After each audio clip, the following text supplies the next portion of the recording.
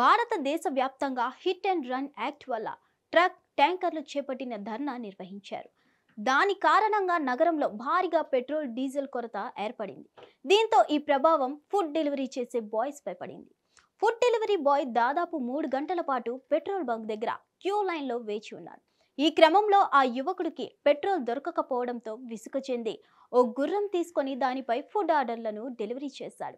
అయితే ఈ ఘటన హైదరాబాద్లోని చంచల్గూడలో ఓ ఫుడ్ డెలివరీ బాయ్ ఏకంగా గుర్రం మీద స్వారీ చేస్తూ ఫుడ్ ఆర్డర్ను డెలివరీ చేయడానికి వెళ్తున్నప్పుడు నేటిజన్స్ వీడియో తీసి సోషల్ మీడియాలో పోస్ట్ చేశారు.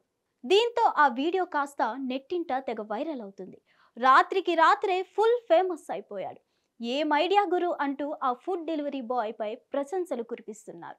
అయితే మరోపక్క ఎలక్ట్రిక్ వెహికల్ కొనుగోలు చేసిన డెలివరీ బాయ్స్ మాత్రం ఈ చెక్క ఫుడ్ ను డెలివరీ చేసేందుకు పరుగులు తీశారు. కాగా రాత్రి కేంద్ర ప్రభుత్వం డ్రైవర్ల అసోసియేషన్తో జరిపిన చర్చలు సక్సెస్ కావడంతో డ్రైవర్లు నిరసనను విరమించుకొని ట్యాంకర్లతో ఆయిల్ కంపెనీలకు చేరుకుంటున్నాయి.